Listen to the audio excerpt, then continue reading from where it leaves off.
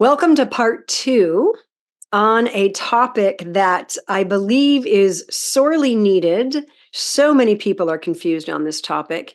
And we've been talking about what really feeds muscle. What do muscles really need when it comes to exercise, when it comes to working out, when it comes to growing muscle, perhaps, or maintaining muscle or preventing lean muscle loss. And I recently did an event called Power Aging. Depending on when you're watching this video, it may not have been recent.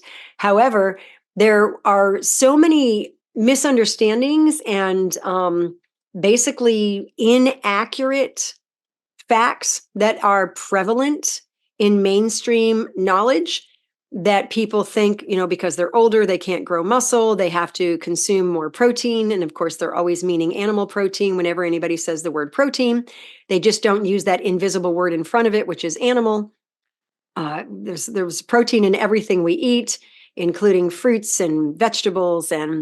But whenever people say I need more protein, they're always talking about animals. So we've covered a lot of bases in part one of this, and I would encourage you to watch part one if you did not watch it. But now we are in part two.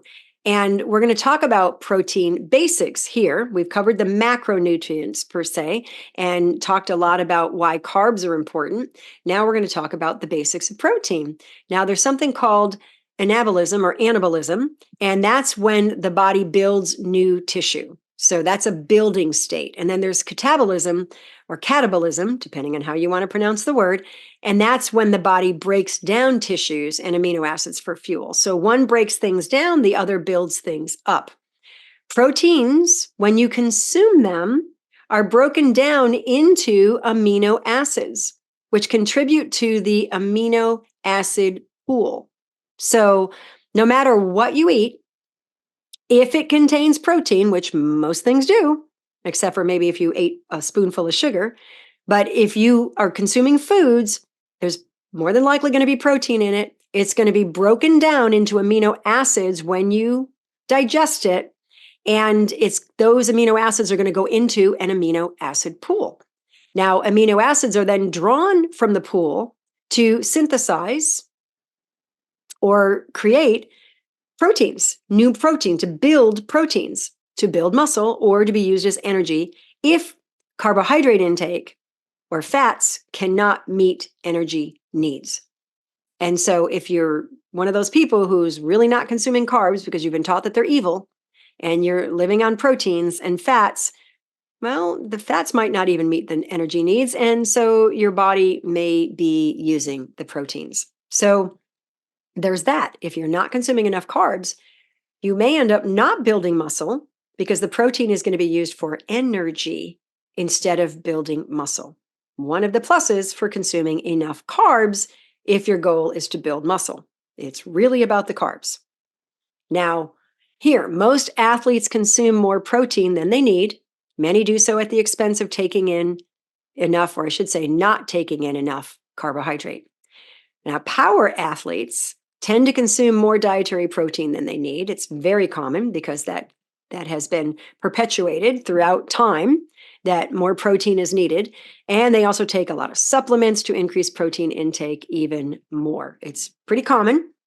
If you talk to a power athlete, more than likely, they're really focused on getting enough protein in. Well, there is such a thing as too much protein.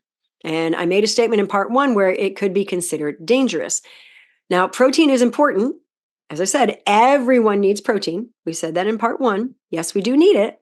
It's important for building and maintaining muscle, for making hormones and enzymes and many other functions. But when too much protein is consumed, calories from carbohydrates are then decreased because you're not going to add. Usually you're going to take instead of. You're going to switch it out. So you're going to have a lot more steak and a lot less vegetable kind of thing. Now, that high protein intake can result in protein being burned for fuel, which can result in not enough protein for normal functions. And there is an increase in waste product of protein metabolism, which is urea, which is a high acid load product, and it has to be eliminated in the urine, which can increase the risk of dehydration. because now the body is going to be urinating more to eliminate that waste product. It can also increase the excretion of calcium in the urine. This has been seen over and over in the data, which I'm going to show next. And I will make a comment on some recent data that has come out about this.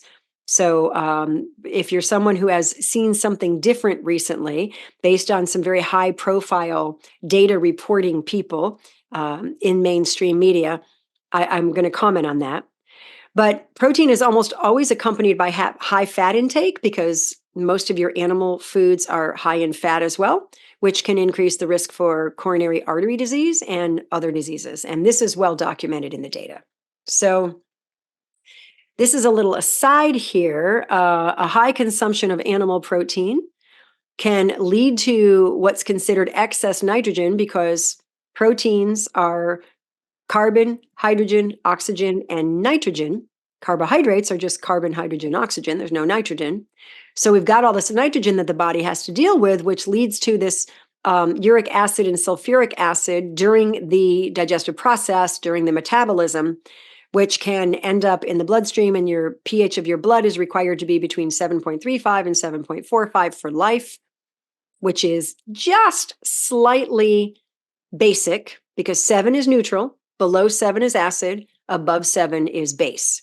So it's just slightly base, and it has to be there. Now, a lot of people say, oh, you want to eat lots of foods that are low acid because that's really good for you, which can be true. But what's been seen in the data for decades and decades is whenever they did these studies, they would see that calcium was increased in the urine.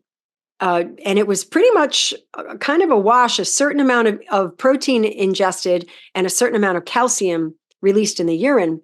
Like it was like 1.5 milligrams of calcium would be released for every gram of protein consumed, that kind of thing. This is what they were seeing for decades. So it was kind of theoretical that the calcium was coming from the bones, being used to buffer the acid, because that's where calcium is stored in the body, is mostly in the bones. Yes, you do have some in your teeth, but you got a lot more in your bones. You wouldn't have any teeth left if it was coming from your teeth. So the result is that calcium coming from the bones, which was, like I said, theoretical. Then the calcium deposits in the kidneys, and a lot of people end up with kidney stones. And then, of course, it's found in the urine. And I was very well known to say that you're kind of peeing your bones down your toilet when you're eating a high acid load diet or a high animal protein diet. Now, there's been some recent data that has been put out by some very high profile people. I'm not going to mention any names or any studies here because it's not my point here. Saying that they're determining that calcium is not coming from the bones. Now, they're not actually testing the bones to see that for sure. They're sort of theorizing again and saying that the calcium is actually coming from the foods being ingested. Now, I've looked at the studies. I haven't spent a lot of time poring over the details of the studies, but I do have some questions. One of them is, one of the studies they were being given, they had the calcium was marked kind of like radioactive so that they could find it when it came out. We know that this is what was ingested. Therefore, if we see this come out in the urine, then we know it's because they ate it. It didn't come from their bones. Well, my initial thought is the body's going to see that as a foreign object, and it's going to eliminate it as quickly as possible, which is what the body does when you ingest anything that's not real food or not safe. Your body's going to get rid of it. How many people get diarrhea when they eat something that's bad or tainted? Because the body says, ooh, this is harmful, let's eliminate it. So that was my first kind of logical, rational thought about that. So for them to make that determination, I think it's kind of, it's giving the wrong cause and effect. And I have some other questions. So my point is, I don't know that we should throw this particular theory out the window because of some new data that's come up. I think we need to be careful when we change our mindset about things because we don't know for sure. And so I'm going to wait and see. I think the jury's still out. That's my professional opinion. Okay. Protein requirements for athletes. Only 15% of calories is adequate based on assumption that calorie intake is adequate. In other words, consuming enough calories. Carbohydrate has a protein-sparing effect, which I've mentioned previous. If enough carbs are consumed, protein will not be burned for fuel and can be used for other functions, which is ideal. Research shows that the maximum rate of protein use for non-energy uses is 1.5 grams per kilogram of body weight. And again, you'll have to, a lot of people are watching this from around the world, so I'm not going to change everything into pounds. If more is consumed, the body must decide to store it as fat or to excrete it. So the body's going to work harder if you're consuming more than is optimal. Now, either option results in nitrogen release, followed by the production of ammonia, urea, potential damage to kidneys, and dehydration, because the body is trying to urinate out these things. Studies also show that most athletes do not consume the right amount of calories to support activity levels and growth and maintenance of tissue. A lot of athletes do not consume enough calories to begin with. So the problem is calories, not amount of protein. I've had a lot of people tell me, oh, I increased my protein intake and I did so much better. Well, you increased your calorie intake. Whether it was made up of protein or not was irrelevant. The fact that you consumed more calories is what gave you the energy that you needed, because we do burn calories. And burning protein, unfortunately, generates a lot of metabolic waste. So it's better to meet calorie needs with cleaner burning fuel, which is carbohydrates. It's much cleaner burning when it comes to meeting calorie needs. And then exercise increases protein retention, which means that intense physical exercise does not increase protein requirements because you'll hold on to it better. And the Institute of Medicine, the IOM, no additional dietary protein is suggested for healthy adults undertaking resistance or endurance exercise. They tell you you don't need to increase your dietary protein intake. Now, protein breakdown takes place during intense physical exercise and resistance training when a low-carb diet or a diet that's too low in calories is consumed. And we don't want lean muscle mass loss. We don't want lean muscle loss. Protein needs for people who engage in intense exercise are only slightly higher than for people who are not very active. And when protein intake is adequate, there's no advantage to consuming animal protein instead of plant protein. It doesn't have to be animal. And research shows that there is no disadvantage associated with consuming plant protein. Vegetarian athletes perform just as well as those who consume animal foods. And this has been borne out over and over and over again in the data. Here is a study of male endurance athletes placed on 3 different diets, each one for 3 weeks, followed by a 2-week washout period, then assigned to another diet. So it was really good. They did a crossover of these different groups of people in this study. And this was 48% carbs, 26% fat, 26% protein. So this was considered high protein. And then we had a medium protein and we had a low protein.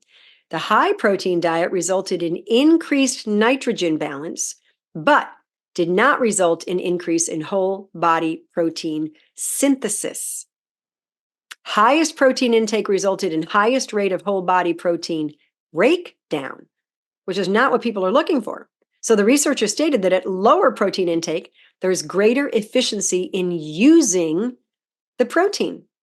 This is seen in the studies, lots of them. Researchers further noted no advantages to consuming protein higher than 1.8 grams per kilogram per day for endurance athletes, and this means per kilogram of body weight. Protein intake needed to achieve zero nitrogen balance is only 1.2 grams per kilogram per day. This equates to about 10% of calories from protein daily. That's it. Only 10% of calories. Protein intake over that 1.8, there's concern that carb intake will be too low to maintain the glycogen in the muscles and proper hydration. And you may be shocked to see this. This study was funded by the National Cattlemen's Beef Association. So if anybody ever had a reason to show we need more animal protein, it would be them. And even they say only 10% of calories from protein daily. Dietary protein supplies amino acids for those anabolic processes, the building Some catabolism, that breakdown of protein for energy, does take place. Protein degrades into amino acid components. And then the amino acid releases nitrogen in the liver. Freed nitrogen forms ammonia, which is converted to urea in the liver, which is excreted by the kidneys. And then remaining deaminated carbon compound not excreted is then synthesized into a new amino acid, converted to carb or fat, and stored or catabolized, used for energy. Because urea leaves the body in the urine, high protein intake will increase fluid loss. And this has nothing to do with calcium, by the way. So none of this has been negated. This is all fact in the studies. So in muscles, enzymes facilitate that nitrogen removal from some amino acids and pass it on to other compounds. It's called transamination. It allows the amino acid formation from non-nitrogen carrying organic compounds. One of the ways the body protects itself against amino acid deficiency. So your body does have some protective mechanisms in there. Your body's smart. It knows what to do. Now, a negative nitrogen balance gives a greater nitrogen output than intake. We don't want that. Starvation diets, diets with reduced or restricted carb intake, can trigger protein deficiency with loss of lean muscle. And that's not what people want.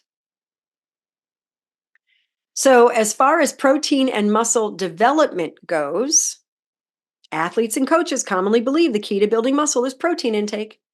If calorie needs are met, the anabolic max for protein is 1.5 gram of protein per kilogram of mass. Yes, I'm repeating this because people need to hear this.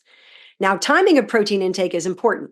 The best time to take in the protein for improved muscle growth and maintenance is when the protein intake is spread out throughout the day. So it's not about loading up on protein right before a workout, loading up on protein after a workout. You want it throughout the day. And remember, it doesn't have to be animal. It can be plant protein. There's a common misunderstanding that extra protein alone will build large muscle mass. Not true. Additional total calories are required to support more lean mass, and protein needs to constitute the same proportion of extra calories consumed, which is about 10%, remember. And strength training exercise is needed in order to build more muscle mass, or extra calories, including protein, result in stored fat instead of additional muscle, which means you can't build muscle in the kitchen. It requires working out. Athletes who report that they have become bigger and stronger as a result of extra protein, actual benefit was more likely because of the extra calories consumed. And not getting enough carbs will compromise skeletal muscle protein use and synthesis. All right, we're going to finish this up in a part 3. There's more information I want to share, and I really do hope that you're getting a lot out of this. We'll see you in part 3.